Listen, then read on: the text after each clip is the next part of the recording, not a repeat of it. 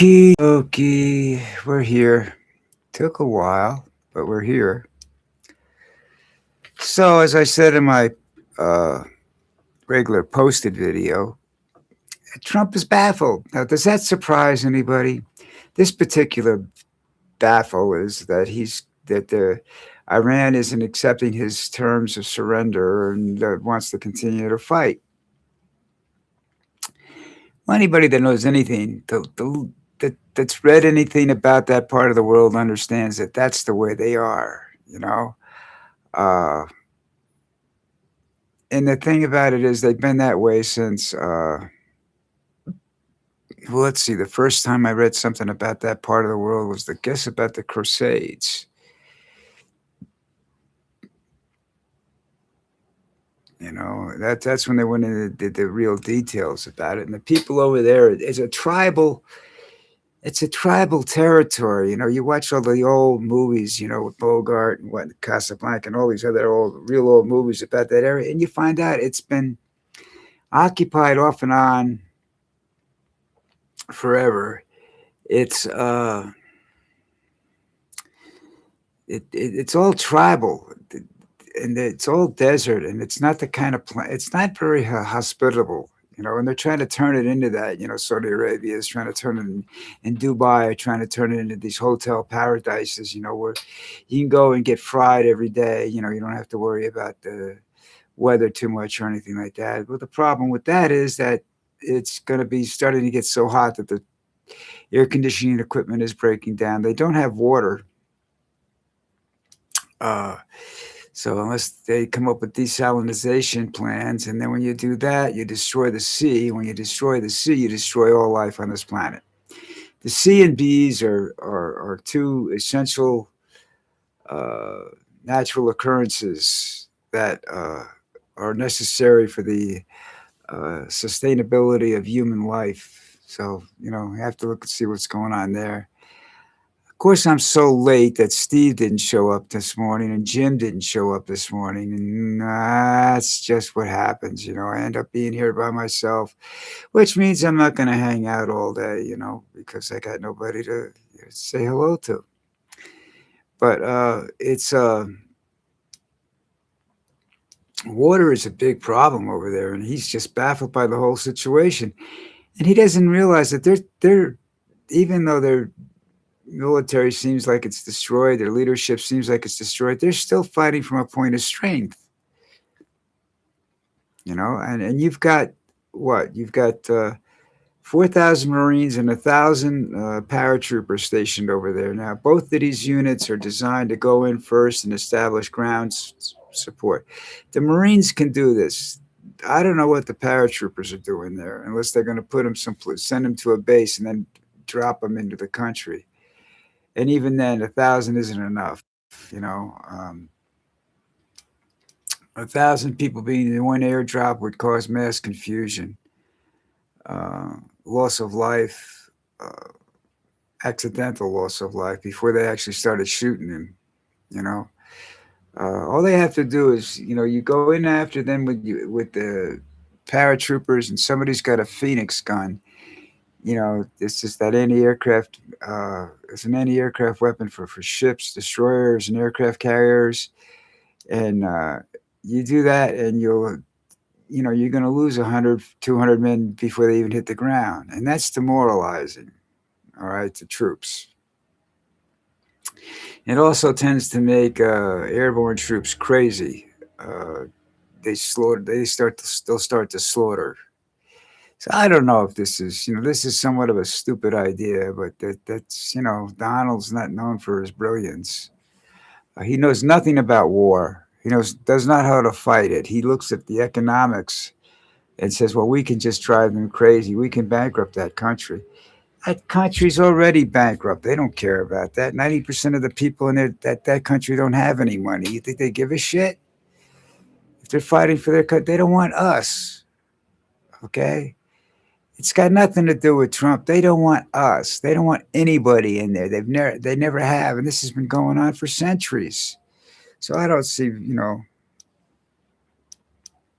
a big mystery as to why Trump's baffled. He wouldn't be the only one that was baffled. Bush was baffled. They were all baffled dealing with that part of the world. It's just they don't think the way the rest of the world does.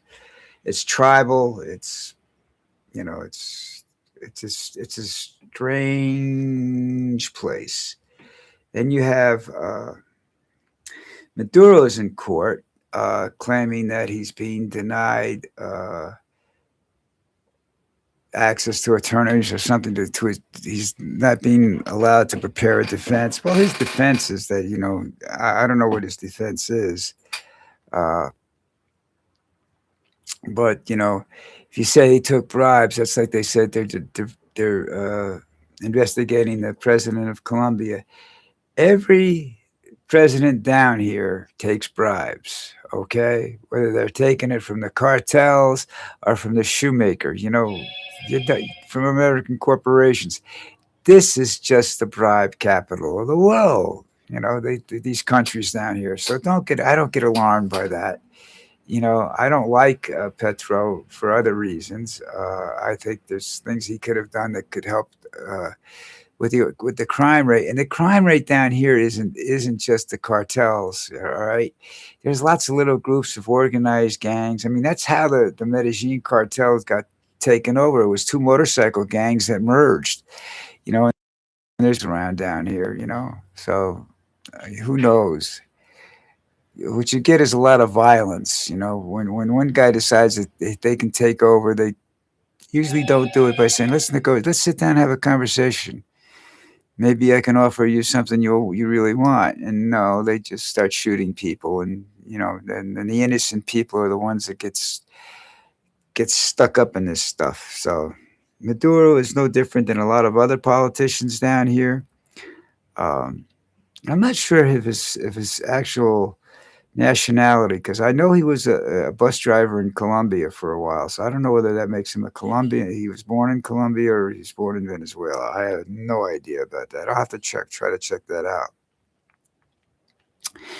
And of course, the Olympics finally caved into Trump and banned trans women from competing in the Olympics. And they're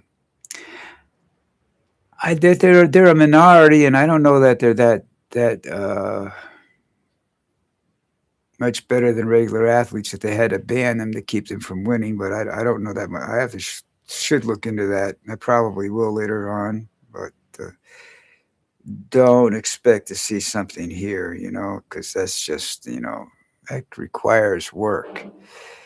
And right now, I'm not in the mood to work. You know,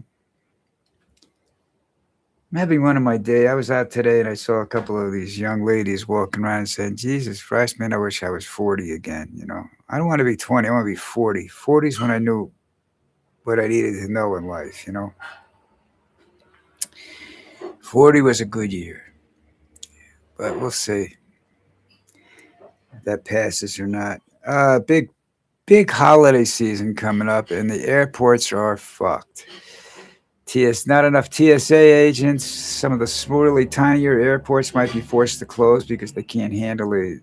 Because that's what people are doing. They're trying to leave by smaller airports so they don't have to stand in line for 3 hours. Doesn't make any difference really. I don't think it's. I think it's affecting first class passengers because if you can't get the plane boarded on time, it doesn't make any difference what class you're in. You're not going to get to where you want to go on time. So. Uh, I'd be a little leery of that right now. Flying is not one of my favorite things to do, never has been. I tend to go in the armrest when we're taking off and just tighten every muscle in my body and just sort of think different thoughts, because I remember landing one time coming back from California. And this is a true story. I'm sitting in the back of the plane watching the front of the plane bend, the plane flexing left and right. And we're talking at a couple inches, nice flex, And the announcement had been, we're going to be up here for a little while longer.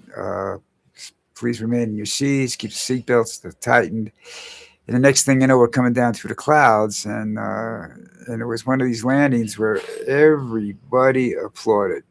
You know, it was just thank God we got down. You know, and I think they just did that as a surprise. You know, they didn't want everybody to tense up too much, because if you tense up too much in a disturbance type atmosphere, you can hurt yourself. So you know, that was kind of what they were doing there, I guess. But that's going to be a real screw up with Easter weekend, and there's a lot of traveling done when you have when you have holidays where families gather. Not so much the religious aspects of it, but you know, it's just it's a family gathering time. I remember once, I think we did this once as a family. We went to New York City to Fifth Avenue to what they call the Easter Parade, and that's when you realize that people are fucking crazy. You see the hats they wear and everything like that. They're not functional.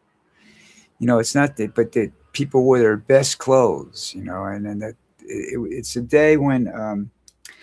And it's the same with Latin American people. When you go to church in America, Latin American people don't show up necessarily in shorts in America, because I don't think they're allowed in then. But they'll show up in jeans and what have you. You know, they're not wearing their best clothes on Sunday.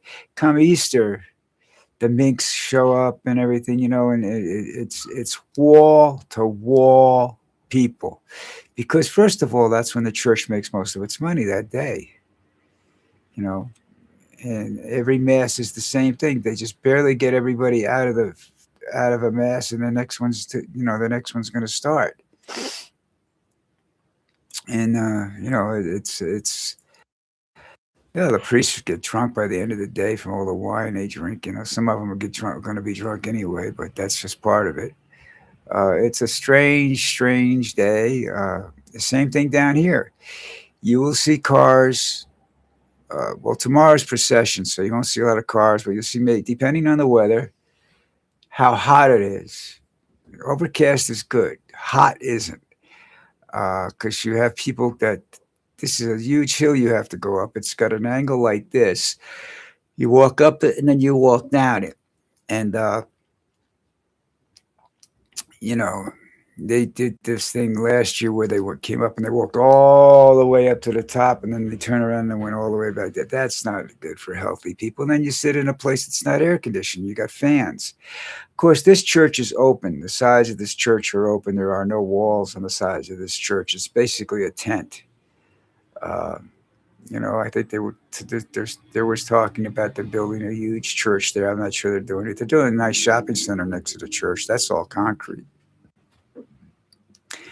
But this is the day the only day that church is really crowded. You know, and what they did is where they built the put in the pet store and everything, a little shopping mall next to the church there. It used to be where people sat. The overflow would sit on the side of the hill when they did masses, you know, and now they have no place to go. So I don't know what's going on with that. But most churches can only handle a couple of hundred people, because you're lucky if you see 50 people at a mass on a Sunday, you know, a normal Sunday. So because that's the day everybody's off, and nobody wants to spend the afternoon in church. Trust me. You know, it's not the most exciting thing you can do with your life. All right. I'm bored. Nobody showed up. Such is life. I'm going to go cry someplace. Nobody loves me anymore. Fuck it. So listen, everybody, go find a way to subscribe to me. All right, you'll get notices of when I'm coming on the air from YouTube, so you don't have to go, searching for me. It'll show up in your email box or something, or your notices, however you decide to get it. And then you can sit around and decide what you want to do, if you really actually want to see me or not. Live with the fat just overflowing. This does put a lot of weight on me, this camera, because first of all, my fingers aren't that thick, and second of all, my face is just normal. That looks normal, but my belly's a little bit bigger than normal, so my boobs are too. They're just oof. Well, what are you gonna do? I'm at an age where I'm not gonna run around doing sit-ups, folks. So my gut is my gut. You don't like it, don't watch it. Uh, so anyhow, I will be back to tomorrow's Friday. I will be back tomorrow. Try to be on time. Don't know what's going to happen. The internet's not really operating the way it should, but it's the best I can do. So anyhow, take care. I'll see you tomorrow.